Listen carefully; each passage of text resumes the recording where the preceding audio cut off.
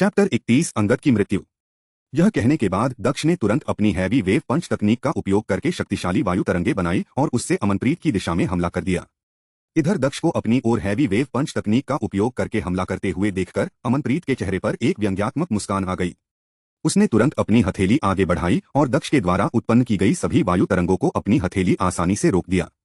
इसके बाद दक्ष ने तुरंत अपनी रोअरिंग थंडर कौशल का उपयोग करते हुए अमनप्रीत की तरफ अपनी तलवार लहर दी, जिसे देखकर अमनप्रीत ने भी तुरंत दक्ष की ही तरह रोअरिंग थंडर कौशल का उपयोग करते हुए दक्ष की तलवार को रोक दिया। दक्ष के हमले से टकराने के बाद भी अमनप्रीत का हमला रुका नहीं और सीधे दक्ष की ओर बढ़ने लगा। इधर अपना हमला करने के तुरंत बाद दक्ष ने दोबारा हैवी वेव पंच तकनीक का उपयोग किया। दक्ष ने जोर से चिल्लाते हुए कहा, हैवी वेव पंच तकनीक।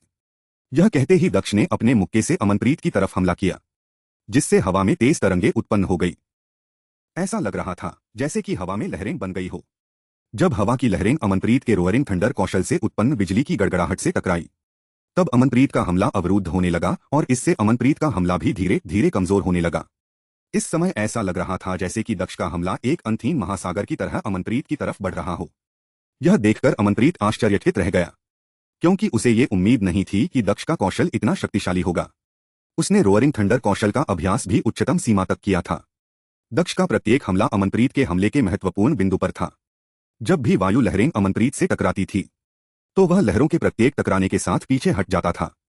जब अमनप्रीत ने दक्ष के सभी हमलों को बेअसर कर दिया, तब उसे एहसास हुआ कि उसने कितनी बड़ी गलती कर दी है, क्योंकि उसने देखा कि वह दक्ष के हमले से बहुत पीछे आ गया था, जिससे वह अंगद से बहुत दूर हो गया और दक्ष उसकी जगह अंगद के बगल में आ गया। यह देखकर अमनप्रीत की आंखें बड़ी बड़ी हो गई और वह आश्चर्यचकित रह गया। इस समय अमनप्रीत ने देखा कि दक्ष की लंबी तलवार अंगद की गर्दन की ओर इशारा कर रही थी। दक्ष ने अपनी तलवार को अंगद की गर्दन पर रख दिया था। इस समय भीड़ में से किसी शिष्य ने कहा, उसने पहले रोडिंग थंडर का उपयोग करके भाई अमनप्रीत को विचलित किया। इसके बाद अपने हैवी वेव पंच तकनीक का उपयोग करके उसने भाई अमनप्रीत के हमले को कमजोर कर दिया। उसने हैवी वेव पंच तकनीक और रोअरिंग थंडर के संयोजन से एक शक्तिशाली हमला बनाया, जिसने भाई अमनप्रीत को भी पीछे हटने के लिए मजबूर कर दिया। भले ही भाई अमनप्रीत केवल कुछ ही कदम पीछे हटे, फिर भी यह बहुत आश्चर्यजनक था। इसके लिए उस लड़के को खुद पर गर्व होना चाहिए। इस पर किसी और शिष्य ने कहा, भाई अमनप्रीत बाहरी शिष्य रैंकिंग में 6ठे स्थान पर है। उसकी ताकत बहुत मजबूत है। यहां तक कि उन्होंने अपनी रोअरिंग थंडर कौशल में भी बहुत सुधार किया है। मैंने यह कभी नहीं सोचा था कि कोई लड़का भाई अमनप्रीत के बराबर ही रोअरिंग थंडर कौशल में महारत हासिल कर लेगा और यहां तक कि भाई अमनप्रीत को कुछ कदम पीछे हटने के लिए भी मजबूर कर देगा। इसके बाद भीड़ में लगातार चर्चाएं शुरू हो गई। वह सभी दक्ष की ऊर्जा से यह साफ पता लगा सकते थे कि दक्ष अभी केवल साधारण ऊर्जा के 8वें स्तर पर ही था। इधर अमनप्रीत संप्रदाय के सबसे मजबूत शिष्यों में से एक था और यहां तक कि साधारण ऊर्जा के 9वें स्तर पर पहुंच चुके कुछ योद्धा भी अमनप्रीत को हरा पाने में असमर्थ थे, भले ही वे एक साथ मिलकर ही अमनप्रीत से क्यों न लड़े। लेकिन इस समय दक्ष ने, जो कि साधारण ऊर्जा के केवल 8वें स्तर पर ही है, उसने उसे पीछे हटने पर मजबूर कर दिया और इस समय अंगद की जान भी उसके हाथ में थी। घटना के इस मोड़ से कौन आश्चर्यचकित नहीं हो सकता था। किसी ने भी इसकी कल्पना नहीं की थी। जब अमनप्रीत ने भीड़ में लोगों के बीच हो रहे लड़ाई पर टिप्पणी को सुना, तब अमनप्रीत का चेहरा गुस्से से लाल हो गया। वह संप्रदाय के बाहरी शिष्यों में बहुत प्रसिद्ध था, किंतु इस समय उसे दक्ष के कारण बदनामी झेलनी पड़ रही थी और बहुत अपमानित होना पड़ रहा था। इसके बाद अमनप्रीत ने गुस्से में दक्ष की ओर देखा और फिर उसने चिल्लाते हुए कहा, तुम्हारी हिम्मत कैसे हुई मुझ पर हमला करने की? मैं तुम्हारे जीवन को बहुत दयनीय बना दूंगा, इतना दयनीय कि तुम हर दिन मरना चाहोगे। इधर जब दक्ष ने अमनप्रीत की बात सुनी, तब उसने अमनप्रीत की बातों को पूरी तरह से नजरअंदाज कर दिया। उसने अपनी तलवार अंगद की गर्दन पर टिका रखी थी। इस समय अंगद ने डर से कांपते हुए विनती की, दक्ष कृपया मुझे जाने दो। मैं आज के बाद कभी तुम्हें नाराज नहीं करूंगा। कृपया कृपया मुझे मत मारो। कृपया मुझे जाने दो। अंगद की यह बात सुनकर दक्ष के होठों पर मुस्कान आ गई और फिर उसने मजाकिया अंदाज में कहा, तुम्हें जाने दूं? हाँ, सिर्फ तुम्हारे सपनों में। आज तुम्हारी मृत्यु निश्चित है। यह कहते ही दक्ष ने अपनी तलवार लहराई और फिर हवा में एक तलवार की रोशनी चमकी और फिर अगले ही पल अंगद का गला कट गया, जिससे खून का फवारा निकलने लगा। इसके बाद अगले ही पल अंगद का शरीर बेजान होकर पत्थर की जमीन पर गिर पड़ा। यह दृश्य अविश्वसनीय रूप से चौंकाने वाला था। इस समय अंगद की आंखों में अविश्वास और नाराजगी के भाव दिखाई दे रहे थे। उसके गले से लगातार खून की धारा निकल रही थी, जो कि सीधे पत्थर के फर्श पर गिर रही थी। अगले ही पल हवा में खून की गंध फैलने लगी और चारों ओर फैल गई। इधर ये देखकर कि दक्ष ने उसके मना करने के बाद भी अंगद को मार डाला, अमनप्रीत का चेहरा भी स्तब्ध रह गया और वह अपनी बड़ी बड़ी आंखों से एकटक अंगद के शव को देखने लगा। चैप्टर 32 आओ और मुझसे लड़ो। पिछले अध्याय में अगले ही पल दक्ष ने अपने हैवी वेव पंच तकनीक और फिर रोअरिंग थंडर कौशल से हमला किया, जिसे अमनप्रीत ने बड़ी ही आसानी से रोक दिया। इसके बाद जब दक्ष ने दोबारा हैवी वेव पंच तकनीक का उपयोग किया, तब अमनप्रीत पीछे हट गया। जब अमनप्रीत स्थिर खड़ा हुआ, तब तक वह बहुत दूर हट चुका था। इसके बाद दक्ष ने अंगद के गले में अपनी तलवार रख दी। इसके बाद भीड़ में चर्चाएं शुरू हो गई। इसके बाद अगले ही पल दक्ष ने अंगद का गला काट दिया और अंगद की मृत्यु हो गई, जिसे देखकर अमनप्रीत स्तब्ध रह गया। इधर यह देखकर कि दक्ष ने अमनप्रीति की चेतावनी को पूरी तरह से नजरअंदाज कर दिया और संप्रदाय के नियमों की अनदेखी करके सीधे अंगद को इतने क्रूर तरीके से मार डाला, वहां आसपास इकट्ठा हुए सभी लोग हैरान रह गए। भीड़ में से किसी ने कहा, वह लड़का बहुत साहसी है। इस समय भीड़ में खड़े लोगों के चेहरे पर दक्ष के लिए दया साफ दिखाई दे रही थी, क्योंकि दक्ष ने अमनप्रीत की चेतावनी को नजरअंदाज करके उसे नाराज कर दिया था और अब दक्ष अमनप्रीत का दुश्मन बन चुका था। इधर दक्ष भी ये अच्छे तरीके से जानता था कि चाहे वह अंगद को मारे या ना मारे, अमनप्रीत दक्ष को कभी भी जाने नहीं देगा। इसलिए उसने अमनप्रीत की बेकार धमकियों की परवाह नहीं की और उसकी धमकियों को पूरी तरह से नजरअंदाज कर दिया। इसके बाद अमनप्रीत ने गुस्से में तेज आवाज में कहा, आज तुम मुझे अपमानित करने में कामयाब रहे और अब भले ही मैं तुम्हें मार ना सकूं, लेकिन मैं तुम्हारी जिंदगी को मौत से भी बेहतर बना दूंगा। अमनप्रीत की ये बात सुनकर भीड़ में खड़े लोगों ने सोचा कि दक्ष बहुत बदकिस्मत है कि उसने अमनप्रीत को क्रोधित कर दिया और संप्रदाय के नियमों को तोड़ दिया। भीड़ में सभी के मन में यही बात चल रही थी कि भले ही दक्ष की मृत्यु ना हो, लेकिन उसे इतनी ज्यादा क्रूर यातना दी जाने वाली थी कि वह मौत के लिए भी तरसने वाला था। दक्ष केवल एक बाहरी शिक्षा था, लेकिन अमनप्रीत बाहरी शिष्यों के शीर्ष रैंकिंग में 6वें स्थान का शिष्य था। इस समय किसी ने नहीं सोचा कि दक्ष अमनप्रीत का विरोध करने के लिए पर्याप्त ताकतवर है। इधर अमनप्रीत की बात सुनकर और भीड़ में हो रही चर्चाओं को सुनकर सरोजा इतनी ज्यादा डर गई कि वह मुश्किल से ही सांस ले पा रही थी। दुर्भाग्य से वह एक कमजोर योद्धा थी और वह दक्ष की मदद नहीं कर सकती थी। अमनप्रीत उसे अपनी तलवार के केवल एक ही वार से मार सकता था। इस समय सभी की नजरें केवल दक्ष पर टिकी हुई थी। दक्ष इस समय एकदम शांत रहा। वह धीरे से अपनी जगह पर घूम गया और फिर वह लाइफ एंड डेथ एरिना की तरफ वापस चला गया। दक्ष को लाइफ एंड डेथ एरिना की ओर वापस जाता हुआ देखकर सभी लोग स्तब्ध रह गए। भीड़ में लोगों के बीच चर्चाएं शुरू हो गई। भीड़ में से किसी ने कहा, वह क्या करने जा रहा है? वह लाइफ एंड डेथ एरिना में वापस क्यों जा रहा है? क्या वह नहीं जानता कि अगर वह दोबारा लाइफ एंड डेथ एरिना में कदम रखता है तो अमनप्रीत उसे बिल्कुल भी जाने नहीं देगा और उसकी मृत्यु निश्चित हो जाएगी?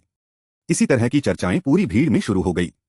इसके बाद जब दक्ष लाइफ एंड डेथ एरिना के बीच में पहुंचा, तब वह मुड़ा और फिर वह अमनप्रीत की ओर देखने लगा। इसके बाद दक्ष ने अपनी ठंडी आवाज में कहा, तुम किसका इंतजार कर रहे हो? अंगद के बाद अब तुम्हारी बारी है। आओ और मुझसे लड़ो। जैसे ही दक्ष ने यह बात कही, तब पूरे क्षेत्र में सन्नाटा छा गया। किसी के भी मुंह से एक भी आवाज नहीं निकल रही थी। वहां केवल हवा के चलने की आवाज सुनी जा सकती थी। दक्ष ने लाइफ एंड डेथ एरिना में शिष्य रैंकिंग के 6वें स्थान पर काबिज शिष्य को चुनौती दी थी, जिससे सभी लोग स्तब्ध रह गए। इस समय दक्ष ने मुखौटा पहना हुआ था, इसलिए उसे कोई भी शिष्य पहचान नहीं सका। लेकिन दक्ष द्वारा दिखाई गई हैवी वेव पंच तकनीक और रोअरिंग थंडर के उच्च कुशल से वह सभी यह समझने में समर्थ थे कि दक्ष एक दुर्लभ प्रतिभा था और इसने सभी शिष्यों का ध्यान आकर्षित किया। दूसरी तरफ अमनप्रीत संप्रदाय के बाहरी शिष्य रैंकिंग में 6वां सबसे मजबूत शिष्य था और साधारण ऊर्जा के 9वें स्तर पर वह दक्ष से बहुत मजबूत था। अमनप्रीत ने पहले साधारण ऊर्जा के 9वें स्तर पर पहुंच चुके 3 योद्धाओं को एक साथ लड़ाई में हराकर अपना नाम प्रसिद्ध किया था, जबकि दक्ष साधना के संबंध में अमनप्रीत से पूरा एक स्तर नीचे था। लेकिन सभी लोगों ने दक्ष को अमनप्रीत को पीछे हटने के लिए मजबूर करते हुए देखा था। दक्ष ने अंगद की भी हत्या कर दी थी, जो कि अमनप्रीत का सबसे करीबी लोगों में से भी था। इसके साथ ही अमनप्रीत की दक्ष से हार हो गई थी। इसके बाद जब हर कोई यह उम्मीद कर रहा था कि अमनप्रीत अपना गुस्सा दिखाएगा और दक्ष को दयनीय स्थिति तक पिटेगा, तब तक दक्ष पहले ही लाइफ एंड डेथ एरिना में वापस कदम रख चुका था।